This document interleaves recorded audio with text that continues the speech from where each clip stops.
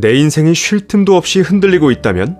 영혼에 깊은 상처를 입었을 때, 욕망과 집착으로 괴로울 때, 매너리즘의 늪에 빠졌을 때, 심각한 인생 고민은 누구에게나 있습니다. 불확실한 미래, 사회에 대한 불만, 정체성이나 자존감, 죽음까지 문제는 언제나 있었고 앞으로도 있을 것입니다. 하지만 누구도 시원한 답을 주지 않기에 혼자 견뎌내야만 합니다. 그런데 사실 흔들리는 삶을 잡아줄 조언자는 생각보다 가까이 있습니다. 바로 철학입니다. 철학은 누구나 겪을 수밖에 없는 삶의 문제들을 끄집어내고 그 문제를 어떻게 바라보아야 할지 안내해줍니다. 그래서 오늘은 철학을 통한 성찰 과정 중에서도 지금 바로잡지 않으면 불행한 인생을 살게 되는 마음가짐 5가지를 소개합니다. 1. 운명과 정면으로 싸우려는 것. 열심히 살았는데도 인생이 나락으로 떨어졌을 때, 미래가 캄캄하여 보이지 않을 때 어떤 이들은 자신의 운명을 바꾸기 위해 정면으로 싸우려 합니다. 얼핏 들으면 운명과 정면으로 맞서 싸운다는 말은 멋있는 말로 들릴 수 있습니다. 하지만 사실 운명에 맞서는 것은 가장 어리석은 짓입니다. 우리 삶은 난파선이 파도에 휩쓸리듯 속절없이 세상 흐름에 떠밀려가는 것과 같습니다. 철학자 랠프 월도 에머슨은 최악의 인생이란 팔자 타령을 늘어놓는 것이라고 말했습니다. 그는 운명에 맞서려 하지 말고 운명의 결을 타고 넘어야 한다고 충고했습니다.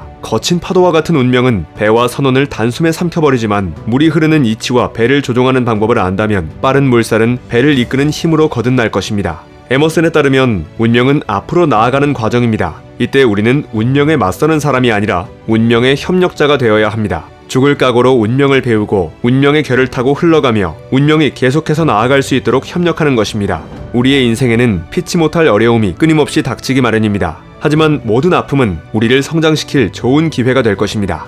2. 증오와 원한 속에 인생을 지새우는 것.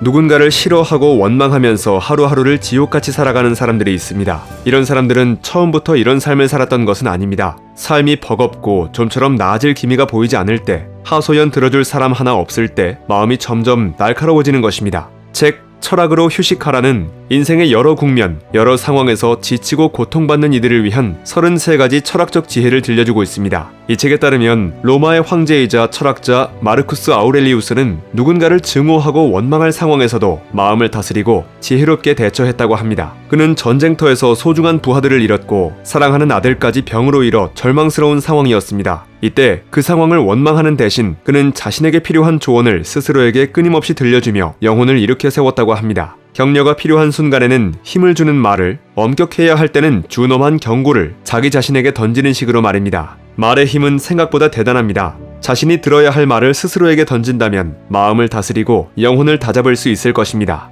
3. 고독을 견뎌내지 못하는 것. 혼자 있는 시간을 유독 힘들어하거나 고독함과 외로움을 견디지 못하는 사람들이 있습니다. 특히 21세기 들어서는 늘 물리적 소음, 정신적 소음이 우리 주변을 가득 채우고 있어서 사람들이 좀처럼 혼자 있지 못합니다. 우리는 고독할 줄 아는 능력을 잃어가고 있는 것입니다. 영국의 정신의학자 앤서니 스톤은 고독을 충분히 누려야 비로소 나다운 나가 된다고 강조했습니다. 삶의 진정한 변화는 외톨이가 되었을 때 시작되는 경우가 많습니다. 예를 들어 흡연자가 많은 직장에서 생활하면 담배를 끊기 쉽지 않습니다. 하지만 휴가나 긴 출장 등으로 동료들과 멀어졌을 때는 담배를 피우고 싶은 욕구가 사라질 가능성이 있습니다. 무리에서 떨어져 혼자 지내는 시간은 삶을 리셋하여 안 좋은 습관을 내려놓게 하는 효과를 낳기도 합니다. 인생은 결국 고독한 여정입니다. 혼자 있을 때도 행복할 수 있을 때 진정한 행복이 열리게 됩니다.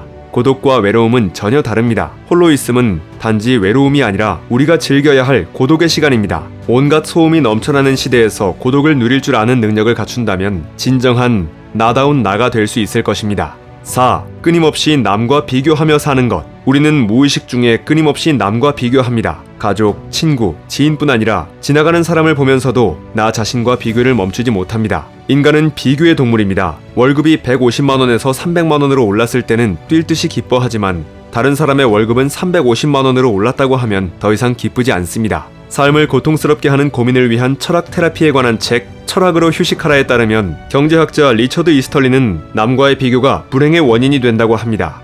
행복해지는 비결은 전혀 특별하지 않습니다. 그저 자신보다 나은 자들과 자기 처지를 비교하지 않는 것입니다. 행복해지는 더 좋은 방법은 영혼의 관점에서 인생을 바라보는 것입니다. 과자를 빼앗긴 아이는 세상을 다 잃은 듯 서럽게 울지만 어른은 그렇지 않습니다. 삶 전체로 볼 때 과자는 하찮고 소소한 문제임을 잘 알기 때문입니다. 마찬가지로 인생을 영혼의 관점에서 바라본다면 대부분의 문제는 아주 사소하게 느껴질 것입니다. 5. 욕망을 내려놓지 못하는 것. 늘 자신이 가진 것을 움켜쥐고 내려놓지 않으며 가진 것보다 더 많이 가지고 싶어 하는 사람들이 있습니다. 그러나 자신이 가진 것 이상을 원하고 필요한 것보다 지나치게 욕망하는 것은 결국 고통과 괴로움을 일으킵니다.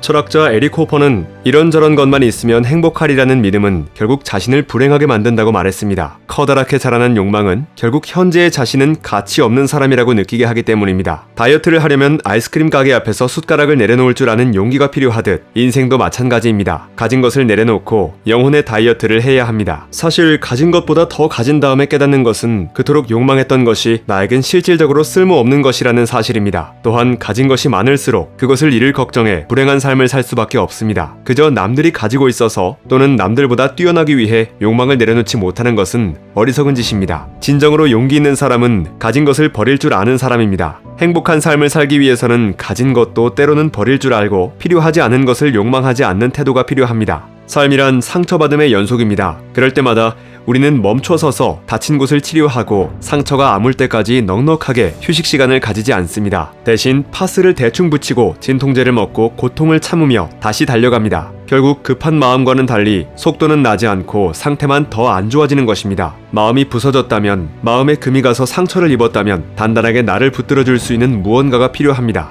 책 철학으로 휴식하라는 철학을 통해 흔들리는 우리의 삶의 중심을 잡아주는 회복과 치유의 처방전을 알려줍니다. 특히 철학자 아우렐리우스, 스피노자, 공자 등의 33가지 지혜를 통해 현대적 상황에 알맞은 해답과 성찰을 끌어냅니다. 그 성찰을 통해 나의 상황과 개인적인 대응 방법까지 알 수 있습니다. 철학자들의 목소리에 귀 기울이다 보면 혐오, 좌절, 나약함, 불안 같은 내 안의 부정적인 것들이 용기, 창의성, 자존감처럼 나를 더 단단하게 만들어줄 덕목으로 되돌아올 것입니다.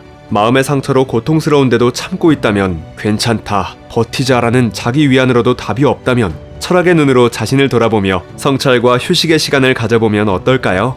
책갈피였습니다. 당신의 성공과 행복을 응원합니다.